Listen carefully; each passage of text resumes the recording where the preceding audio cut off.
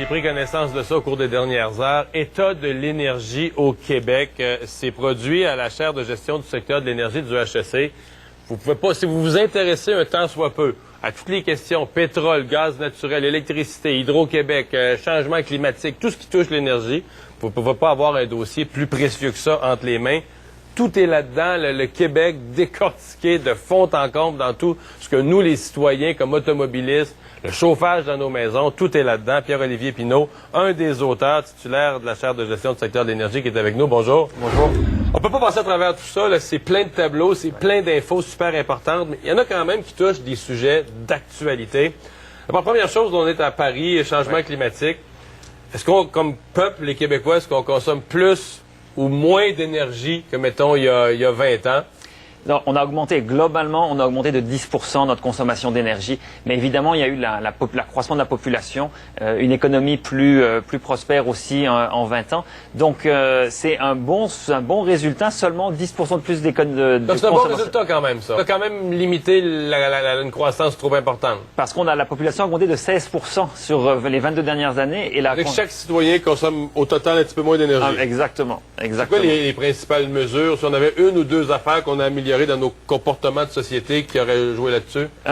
C'est pas tant nos comportements de société, c'est l'industrie qui consomme moins d'énergie parce qu'il y a eu des fermetures d'industrie et de l'amélioration de l'efficacité énergétique en industrie. Donc ça, c'est une bonne chose. Des fermetures d'industrie oui. Et d'autres, les industries existantes plus efficaces. Voilà. Plus que les citoyens. Plus que les citoyens. Dans le secteur résidentiel... Les gens sont surpris quand ils entendent ça parce que les gens ont tendance à dire nous autres, les citoyens, on fait attention, puis les grosses compagnies dépensent, mais c'est... Non, les industries énergivores sont celles, par exemple, Rio Tinto, Alcan, les papetières, elles font énormément d'efforts d'efficacité énergétique. Malgré qu'elles utilisent encore beaucoup d'énergie. Mais parce qu'elles utilisent beaucoup d'énergie, elles portent une attention particulière pour réduire. Ouais. Dans le secteur résidentiel, les bâtiments, on a une stagnation de la consommation d'énergie. Mais ce qu'on constate, nous, c'est que parce qu'on est plus efficace dans les maisons, l'autre, c'est qu'on est plus efficace, on a des plus grandes maisons et plus de maisons. Alors, tout le gain d'efficacité qu'on a eu dans le résidentiel, il a été annulé par le fait qu'on a plus de maisons et des maisons plus grandes. Ouais. Parlons de transport, évidemment, à Paris, dans les discussions sur les changements climatiques, le transport, c'est beaucoup là. Il y a un tableau qui a attiré mon attention. Vous avez une espèce de tableau sur tous les véhicules qui circulent sur nos routes et à quoi ils marchent. Quelle est leur source d'énergie? Le diesel, le pétrole, l'électrique, parce qu'on en parle énormément. Notre gouvernement, notre premier ministre parle beaucoup de véhicules électriques.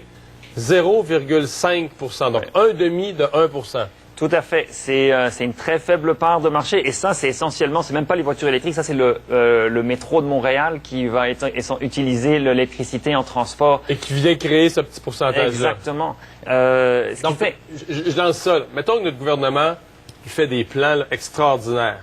Puis que dans les 10-15 prochaines années, on multiplie par 10 le nombre de véhicules et de transports électriques. On multiplie par 10. On est toujours juste à 5 %. Ça reste une goutte d'eau dans notre consommation d'énergie. C'est pour ça que si on veut atteindre nos objectifs de 2020 et ceux de 2030, qui sont très ambitieux, c'est pas l'électrification qu'il faut viser à court terme. C'est vraiment des changements très importants dans l'offre de transport, l'offre de mobilité, transport en commun, mais le covoiturage 2.0, des solutions comme Commune Auto. Montrer aux gens que c'est possible de faire plus d'autopartage. C'est des solutions technologiques par les téléphones intelligents avec des solutions comme Uber. Évidemment, il faut régler beaucoup de problèmes de légaux et avec les chauffeurs de taxi. Mais une fois qu'on a réglé ça, les trois places qui sont vides dans nos voitures, on peut les mettre à la disposition d'autres personnes, se faire rémunérer par ça, comme on fait sur Airbnb, comme on fait avec Uber. Donc, mieux utiliser les ressources. Là, exactement. Ça, c'est l'objectif. Et pour la productivité du Québec et l'environnement, ce sont des solutions d'avenir. Une autre chose qui a attiré mon attention, évidemment, on parle du transport des passagers. Il y a évidemment beaucoup de transports que sont les marchandises.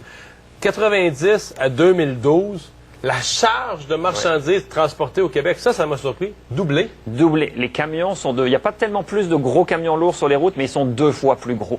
Et ça, c'est parce qu'on transporte beaucoup plus de marchandises. Et comment c'est de la marchandise qu'on produit, qu'on consomme, J'ai pas pu rentrer dans les détails du pourquoi, mais il y a plus de mouvements de marchandises. En fait, les livraisons. Une explication qui est très connue, c'est le just-in-time dans les magasins. Il faut amener la marchandise. Moins d'inventaire. Moins d'inventaire. Ça explique en grande partie le fait qu'il y a plus de transport de marchandises, parce que les camions sont toujours sur la route. L'inventaire, il est dans le camion plutôt que d'être dans le magasin. Et ça amène une augmentation du transport. du trafic et de la consommation de pétrole, d'énergie. C'est mauvais à tous les égards. Ouais. Comme les sources de pétrole, comme acheteur, parce que le Québec, on n'en produit pas, ou des miettes, là, comme acheteur de pétrole, et ça aussi, j'ai été surpris. Bon, on savait, on achetait de l'Algérie, on achetait du Kazakhstan, on achetait de l'Angola, on achetait de la Norvège. Et là, tout à coup, depuis 2 ans, c'est tout récent, depuis l'année passée, la courbe change complètement. On achète la moitié de notre pétrole des États-Unis. Plus de la moitié des États-Unis, c'est vraiment la révolution du pétrole de schiste, du gaz de schiste. C'est du pétrole de schiste, du Texas et du Dakota. C'est vraiment les 2 États desquels on achète le plus. Donc nous, on a dit non au gaz de schiste, non au pétrole de schiste. On se bouche les yeux et les oreilles, on ne veut pas en entendre parler. Mais la moitié du pétrole qu'on brûle au Québec, c'est du pétrole de schiste des États-Unis. On peut pas exactement dire est-ce que c'est du pétrole de schiste directement, mais c'est du pétrole américain qui, en grande partie, de plus en plus, est produit à partir de pétrole de schiste. Donc oui, ceci dit, ça va changer dès cette année, dès maintenant, parce qu'à cause du pétrole du pipeline d'Enbridge, la ligne 9B, qui est en service aujourd'hui, les 300 000 barils de pétrole qui arriveront de l'Ouest canadien vont remplacer du pétrole américain. Parce que dans le tableau là, sur nos achats de pétrole, l'Ouest canadien, même si c'est notre pays, le Canada, c'est tellement petit que ça apparaît. Vous n'êtes même pas capable de dessiner la ligne. C'est presque rien. C'est presque rien parce que il n'y avait pas de capacité de transport de l'Ouest. Donc là, on va commencer à voir apparaître l'Ouest canadien comme une fourniture de pétrole. Les 3/4 de notre pétrole raffiné au Québec va venir de l'Ouest canadien avec le pipeline d'Enbridge. Donc ça, c'est un autre changement important. Collectivement, comme société, nos achats d'énergie, c'est un chiffre immense.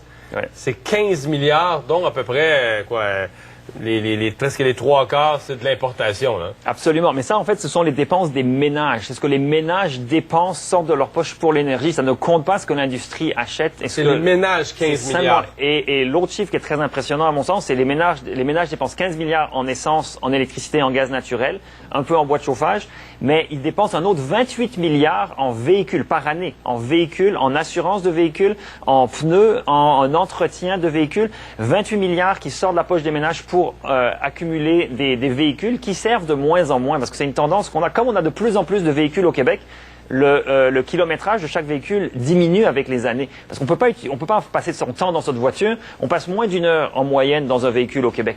1 heure, ça veut dire que 23 heures, le véhicule reste stationné à ne rien faire. Une entreprise qui verrait un actif qui dort pendant 23 heures, il se dirait, je vais pas l'acheter, je vais pas dépenser autant d'argent pour que mon actif dorme. C'est pour ça qu'en termes de productivité pour le Québec, même si on mettait les considérations écologiques à part, en termes de productivité, des véhicules qui dorment, ce n'est pas bien. Ça fait des stationnements inutilisés.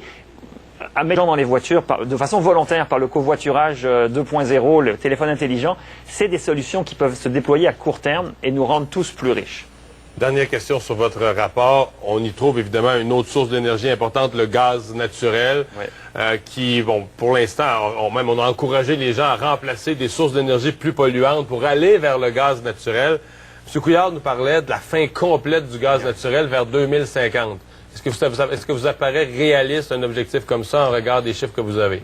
Non, parce que pour plusieurs raisons, que le gaz naturel joue un rôle important dans notre bilan énergétique. Par unité d'énergie de gaz naturel, on a moins d'émissions de gaz à effet de serre que par unité d'énergie venant du pétrole.